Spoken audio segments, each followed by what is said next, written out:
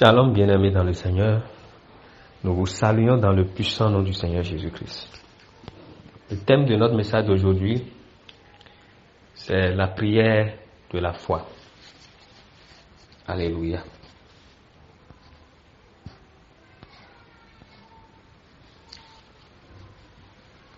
Dans Jude chapitre 1, verset 20, la Bible dit « Passez du temps à parler en langue en vous étudiant sur votre très sainte foi. » Amen. En tant que croyant en Christ, notre vie est une vie de foi. Notre vie doit être une vie de foi. La foi, c'est l'une des vertus les plus remarquables qui nous distingue de l'incroyant, de l'incrédule, de celui qui n'est pas né de nouveau. Car, par la foi,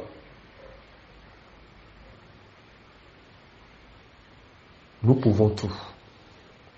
C'est par la foi que nous avons accepté le salut gracieux de Dieu par le Christ, recevant ainsi la vie éternelle, la vie divine dans nos esprits. Alléluia. Notre marche avec Dieu est une marche de foi. Sans la foi, notre marche avec le Seigneur n'a pas de sens.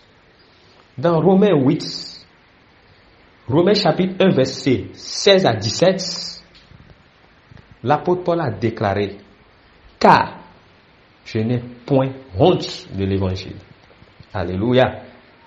Car c'est une puissance de Dieu pour le salut de quiconque croit.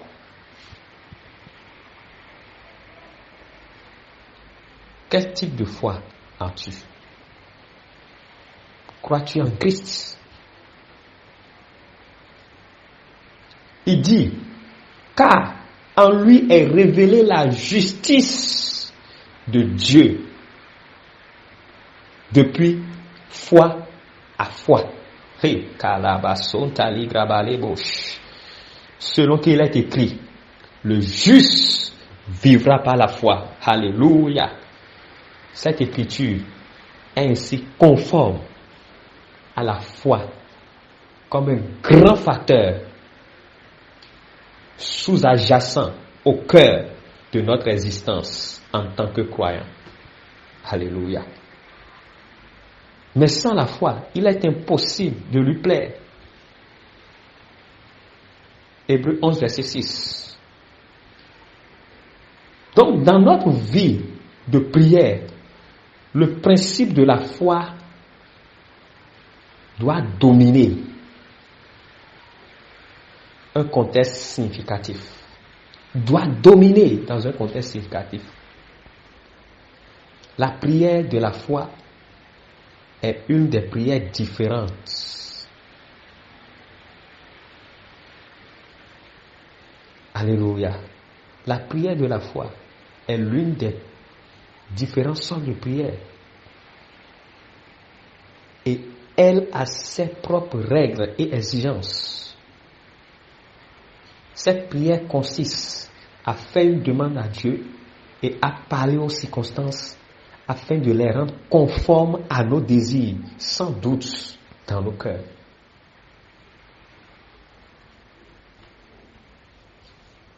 Dans Marc 11, verset 22, Jésus a conseillé à ses disciples de avoir foi en Dieu. Il a recommandé d'avoir foi en Dieu. Il est intéressant de savoir que la traduction littérale de sa déclaration se lit en fait « ayez foi en Dieu ». As-tu foi en Dieu? Quel type de foi as-tu en Dieu?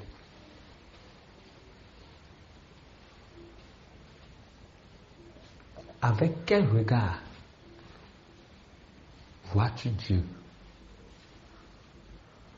Ou qui est Dieu pour toi?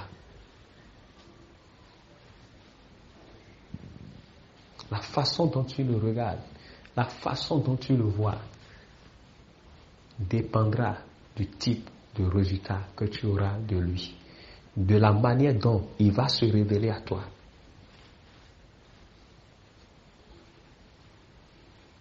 Lorsqu'un enfant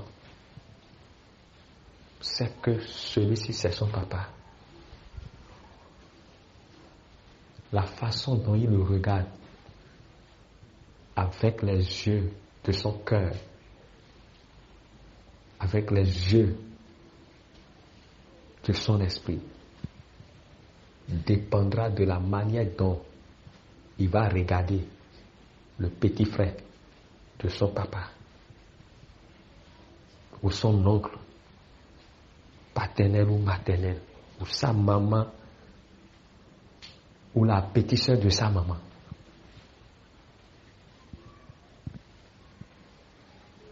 Donc nous devons plus nous approcher de Dieu à travers sa parole. Parce que c'est en écoutant. La foi vient de ce qu'on entend. Et ce qu'on entend vient de Dieu. Et pour grandir dans sa foi, pour plus t'approcher de Dieu, nous devons être plus en contact, plus en communion avec lui, au travers de sa parole. Vous savez, lorsque nous nous donnons plus à la parole de Dieu, c'est comme quelque chose sur lequel il y a poussière et le chiffon est en train de l'essuyer. Donc plus cela sera en train d'être essuyé, plus cela sera en train de briller. Donc lorsque nous nous approchons de Dieu à travers sa parole, nous brillons plus, nous brillons plus, nous brillons plus, nous brillons plus, jusqu'à devenir parfait. Alléluia. Donc nous devons travailler à notre foi. Nous devons avoir une foi divine. Et lorsque vous comprenez cette vérité, vous gagnez toujours. Vous n'avez pas peur de l'adversaire. Vous ne paniquez pas. Vous ne titubez pas. Vous n'irez pas chercher de raccourcis ou de l'aide ou de solution. Vous n'irez pas vouloir dépanner Dieu. Vous ne vous contentez pas seulement de venir à l'église, de prier, de désespérer, d'abandonner. Mais vous restez accroché, vous restez focalisé, vous restez imperturbable, vous restez fort, vous restez indestructible, vous restez indomptable, vous restez instoppable. Alléluia. Vous n'êtes pas distrait par quoi que ce soit.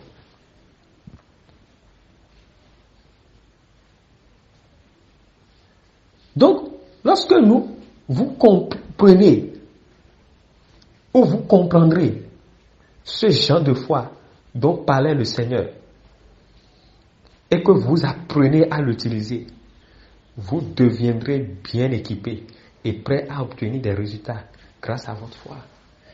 Dieu s'attend à ce que vous ayez un résultat dans votre marche avec lui. Il dit, rien ne vous sera impossible. Dans Marc, chapitre 9, verset 23. À condition, quel type de foi as-tu? Dans le royaume de Dieu, avoir foi comme un grain de sénévé,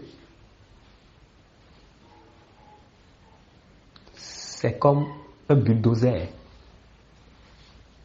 Ce qui est petit, ce qui est appelé petit dans le royaume de Dieu, est grand hors du royaume de Dieu. Donc lorsque Dieu parle des petites foi, c'est que lorsque tu as cette petite foi-là, c'est déjà comme un bulldozer. Qu'est-ce qui peut résister devant un bulldozer? Qu'est-ce qui peut résister devant un tracteur? Rien ne résiste. Il ne recule devant rien. Il avance. Il avance. Il avance. Il avance. Pourtant, il est gouverné. Il est conduit par quelqu'un. Donc lorsque tu es en connexion avec la parole, tu es nourri par la parole, tu es rempli du Saint-Esprit et que ta foi grandit, tu n'es plus perturbé par les circonstances. Tu n'es pas désavantagé. Tu n'es pas confus. Tu ne promènes pas des regards inquiets. Tu ne cries pas pour crier. Tu ne pleures pas devant Satan pour que lui il rie. Parce que tes larmes sont chères. Ils savent pleurer pour que tu ne pleures pas. Devant la tombe de Lazare, il a pleuré pour que tu ne pleures pas. Il a été déchiré pour que tu ne sois plus déchiré. Il a été crucifié pour que tu ne sois plus crucifié. Nous avons reçu une bénédiction, un héritage. Lorsque Christ est mort et est ressuscité, cet héritage, c'est la vie éternelle. Et lorsque nous avons Christ dans notre vie, lorsque nous recevons Christ, lorsque nous avons le salut, dans ce salut, il y a tout un paquet. Il y a la victoire, il y a la santé divine, il y a la prospérité, il y a la paix, il y a la joie, il y a l'assurance. On n'est pas un échec. On n'est pas désavantagé. Et nous avons la vie éternelle. On n'est plus exposé au vent et aux flèches de l'ennemi. Nous appartenons à un royaume. Nous vivons dans un royaume qui n'est pas un royaume physique, mais qui est un royaume spirituel, dont le chef de guerre, le chef qui est aux commandes, c'est Jésus-Christ. Il a dit à Pilate, mon royaume n'est pas physique, mon royaume n'est pas de ce monde. Es-tu conscient que tu appartiens à ce royaume? Vis-tu dans ce royaume? Veux-tu intégrer ce royaume? C'est le moment, bien-aimé, où que tu sois et que tu m'entends et que tu n'as pas encore donné ta vie à Christ. C'est le moment de le faire, de rentrer dans cette barque, de faire rentrer Christ dans ta barque. Lorsque Pierre l'a fait rentrer dans sa barque, son calvaire a pris fin. Son chagrin a pris fin. Ses troubles ont pris fin. Ses efforts qu'il faisait en vain ont pris fin. Christ veut rentrer dans ta barque. Il veut rentrer dans cette situation. Il veut rentrer dans ton foyer. Il veut rentrer dans tout ce qui te concerne. Es-tu prêt à lui ouvrir la porte? Si tu es prêt, tu peux faire cette prière avec moi.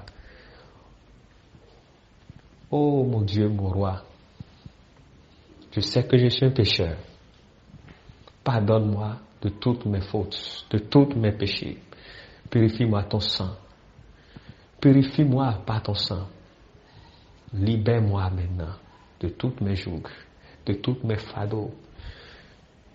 Je m'abandonne à toi. Je fais de toi mon Seigneur sauveur personnel. Règne en moi. Merci de me sauver. Merci de me donner la vie éternelle. Je suis né de nouveau et je suis maintenant un enfant de Dieu. Mon nom est écrit dans le livre de vie. Reçois la gloire. Sois pour toujours mon Seigneur et sauveur personnel. Au nom de Jésus. Amen. Et si tu as fait cette prière, félicitations. Sache que tu es désormais un enfant de Dieu. Et assure-toi d'intégrer une église évangélique Assure-toi de méditer la parole. Assure-toi de rester câblé afin de grandir dans ta marche avec le Seigneur. Et que Dieu te bénisse. Peut-être tu as besoin d'entrer en contact avec nous pour n'importe quelle préoccupation. Tu peux nous joindre au plus 229 96 39 08 05.